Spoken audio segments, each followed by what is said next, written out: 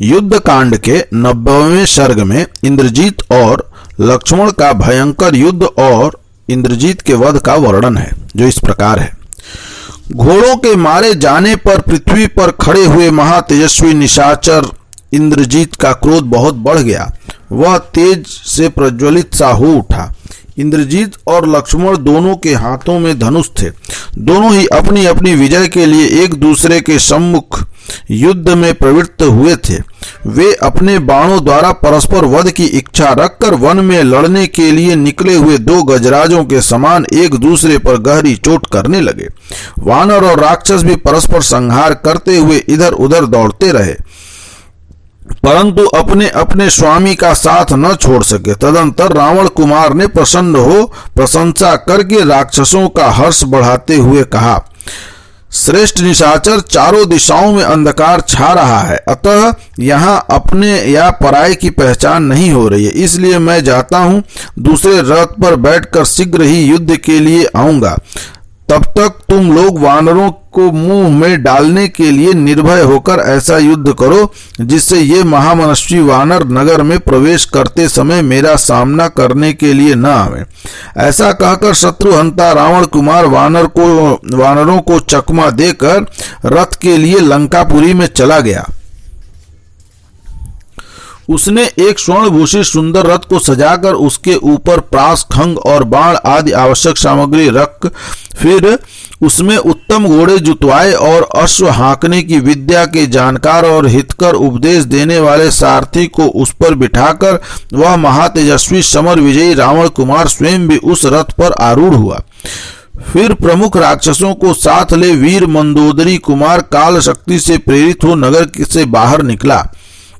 नगर से निकलकर इंद्रजीत ने अपने वेगशाली घोड़ों द्वारा विभीषण सहित लक्ष्मण पर बलपूर्वक धावा किया। रावण कुमार को रथ पर बैठा देख सुमित्रा नंदन लक्ष्मण, महापराक्रमी वानरगण तथा राक्षस राज विभीषण सबको बड़ा विस्मय हुआ। सभी उस बुद्धिमान निशाचर की फुर्ती देखकर दंग रह गए।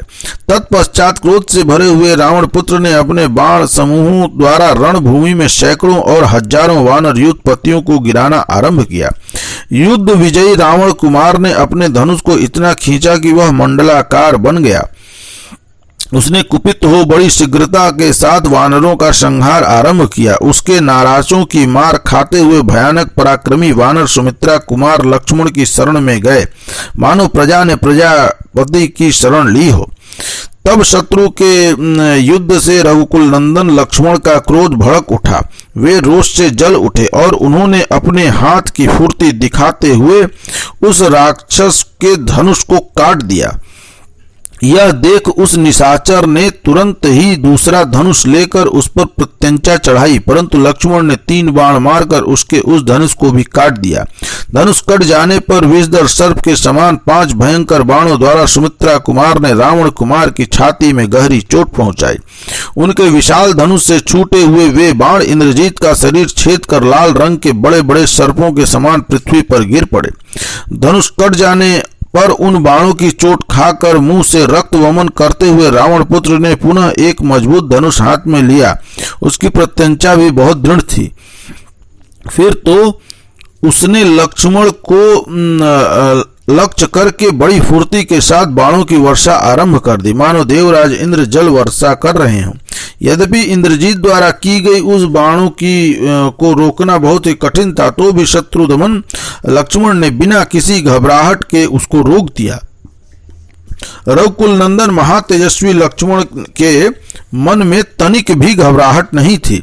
उन्होंने उस रावण कुमार को जो अपना पौरुष दिखाया वह अद्भुत सा ही था। उन्होंने अत्यंत कुपित हो अपने शीघ्र शस्त्र संचालन की कला का प्रदर्शन करते हुए उन समस्त राक्षसों को प्रत्येक के शरीर में 3-3 बाण मारकर घायल कर दिया तथा राक्षस राज के पुत्र इंद्रजीत को भी अपने बाण समूहों द्वारा गहरी चोट पहुंचाई। शत्रुहंता प्रबल शत्रु के बाणों से अत्यंत घायल होकर इंद्रजीत ने लक्ष्मण पर लगातार बहुत बाण बरसाए, परंतु शत्रु वीरों का संहार करने वाले रथियों में श्रेष्ठ धर्मात्मा लक्ष्मण ने अपने पास तक पहुंचने से पहले ही उन बाणों को अपने तीखे सहायकों द्वारा काट डाला और रणभूमि में रथी इंद्रजीत के सारथी का मस्तक भी झुकी हुई गांठ वाले भल्ल से उड़ा दिया। सारथी के न रहने पर भी वहां उसके घोड़े व्याकुल नहीं हुए, पूर्ववत शांत भाव से रथ को ढोते रहे और विभिन्न प्रकार के पैतरे बदलते हुए मंडलाकार गति से दौड़ लगाते रहे। वह एक अद्भुत सी बात थी। सुदृढ़ पराक्रमी सुमित्रा कुमार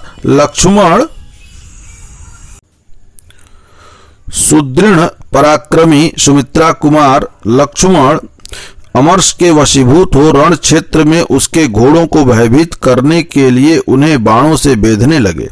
रावण कुमार इंद्रजीत युद्ध स्थल में लक्ष्मण के इस पराक्रम को नहीं सह सका। उसने उन अमरशील सुमित्रा कुमार को 10 बाण मारे। उसके वे वज्र तुल्य बाण सर्प के विष की भांति प्राणघाती थे, तथापि लक्ष्मण के सुनहरी कांति वाले कवच से टकराकर वहीं नष्ट हो गए। लक्ष्मण कवच अभेद्य है, ऐसा जानकर रावण कुमार इंद्रजीत ने उनके ललाट में सुंदर पंख वाले 3 बाण मारे।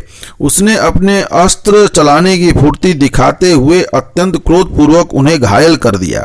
ललाट में धंसे हुए उन बाणों से युद्ध की श्लाघा रखने वाले रघुकुल नंदन लक्ष्मण संग्राम के मुहाने पर 3 शिखरों वाले पर्वत के समान शोभा पा रहे थे। उस राक्षस के द्वारा युद्ध में बाणों के इस प्रकार पीड़ित किए जाने पर लक्ष्मण ने उस में तुरंत 5 बाणों का संधान किया और धनुष को खींचकर चलाए हुए उन बाणों के द्वारा सुंदर कुंडलों से सुशोभित इंद्रजीत के मुखमंडल को छत विछत कर दिया। लक्ष्मण और इंद्रजीत दोनों वीर महाबलवान थे। उनके धनुष भी बहुत बड़े थे। भयंकर पराक्रम करने वाले वे दोनों योद्धा एक दूसरे को बाण से घायल करने लगे। इससे लक्ष्मण और इंद्रजीत दोनों के शरीर लहूलुहान हो गए। रणभूमि में वे दोनों वीर फूल एवं पलाश के वृक्षों की भांति शोभा पा रहे थे। उन दोनों धनुर्धर वीरों के मन में विजय पाने के लिए दृढ़ संकल्प था, अतः वे आपस में भिड़कर एक दूसरे के सभी अंगों को भयंकर बाणों का निशाना बनाने लगे। इस बीच समरोचित क्रोध से युक्त हुए रावण कुमार ने विभीषण के सुंदर मुख पर 3 बाणों का प्रहार किया, जिनके अग्रभाग में लोहे के फल लगे हुए थे। ऐसे 3 बाणों से राक्षस राज विभीषण को घायल करके इंद्रजीत ने उन सभी वानर युद्धपतियों पर एक एक बाण का प्रहार किया। इससे महातेजस्वी विभीषण को उस पर बड़ा क्रोध आया और उन्होंने अपनी गदा से उस दुरात्मा रावण कुमार के चारों घोड़ों को मार डाला, जिसका सारथी पहले ही मारा जा चुका था, और अब घोड़े भी मार डाले गए। उस रथ से नीचे कूदकर महातेजस्वी इंद्रजीत ने अपने चाचा पर शक्ति का प्रहार किया। उस शक्ति को आती देख सुमित्रा का आनंद बढ़ाने वाले लक्ष्मण ने तीखे बाणों से उसे काट डाला और 10 टुकड़े करके उसे पृथ्वी पर गिरा दिया। तत्पश्चात सुदृढ़ धनुष धारण करने वाले विभीषण ने जिसके घोड़े मारे गए थे, उस इंद्रजीत पर कुपित हो उसकी छाती में 5 बाण मारे, जिनका स्पर्श वज्र के समान दुस्सह था। सुनहरे पंखों से सुशोभित और लक्ष्य तक पहुंचने वाले वे बाण इंद्रजीत के शरीर को विदीर्ण करके उसके रक्त में सन गए और लाल रंग के बड़े बड़े सर्पों के समान दिखाई देने लगे। तब महाबली इंद्रजीत के मन में अपने चाचा के प्रति बड़ा क्रोध हुआ। उसने राक्षसों के बीच में यमराज का दिया हुआ उत्तम बाण हाथ में लिया। उस महान बाण को इंद्रजीत के द्वारा धनुष पर रखा गया। देख भयानक पराक्रम करने वाले महातेजस्वी लक्ष्मण ने भी दूसरा बाण उठाया। उस बाण की शिक्षा महात्मा कुबेर ने स्वप्न में प्रकट होकर स्वयं उन्हें दी थी। वह बाण इंद्र आदि देवताओं तथा असुरों के लिए भी असह्य एवं दुर्जय था। उन दोनों की परिघ के समान मोटी और बलिष्ठ भुजाएं द्वारा जोर जोर से खींचे जाते हुए उन दोनों के श्रेष्ठ धनुष 2 क्रौंच पक्षियों के समान शब्द करने लगे। उन वीरों ने अपने श्रेष्ठ धनुष पर जो उत्तम सहायक रखे थे वे खींचे जाते ही अत्यंत तेज से प्रज्वलित हो उठे। दोनों के बाण एक साथ ही धनुष से छूटे और अपनी प्रभा से आकाश को प्रकाशित करने लगे। दोनों के मुख भाग बड़े वेग से आपस में टकरा गए। उन दोनों भयानक बाणों की ज्यों ही टक्कर हुई उससे दारुण अग्नि प्रकट हो गई, जिससे धुआं उठने लगा और चिंगारियां दिखाई दी। वे दोनों बाण दो महान ग्रहों की भांति आपस में टकराकर सैकड़ों टुकड़े हो संग्राम भूमि में गिर पड़े। युद्ध के मुहाने पर उन दोनों बाणों को आपस में आघात प्रतिघात से व्यर्थ हुआ देख लक्ष्मण और इंद्रजीत दोनों को ही उस समय लज्जा हुई। फिर दोनों एक दूसरे के प्रति अत्यंत रोष से भर गए। सुमित्रा नंदन लक्ष्मण ने कुपित होकर वरुणास्त्र उठाया। साथ ही उस रणभूमि में खड़े हुए इंद्रजीत ने रौद्रास्त्र उठाया और उसे वरुणास्त्र के प्रतिकार के लिए छोड़ा। उस रौद्रास्त्र से आहत होकर लक्ष्मण का अत्यंत अद्भुत वरुणास्त्र शांत हो गया। तदंतर समर विजयी महातेजस्वी इंद्रजीत ने कुपित होकर दीप्तमान आग्नेयास्त्र का संधान किया, मानो वह उसके द्वारा समस्त लोकों का प्रलय कर देना चाहते हों। परंतु वीर लक्ष्मण ने सूर्यास्त्र के प्रयोग से उसे शांत कर दिया। अपने अस्त्र को प्रतिहत हुआ देख रावण कुमार इंद्रजीत अचेत सा हो गया। उसने आसुर नामक शत्रुनाशक तीखे बाण का प्रयोग किया। फिर तो उसके उस धनुष से चमकते हुए कूट, मुदगर, शूल, शुभुंडी, गदा, खड़ग और फरसे से निकलने लगे। रणभूमि में उस भयंकर आसुरास्त्र को प्रकट हुआ देख तेजस्वी लक्ष्मण ने संपूर्ण अस्त्र शस्त्रों को विदीर्ण करने वाले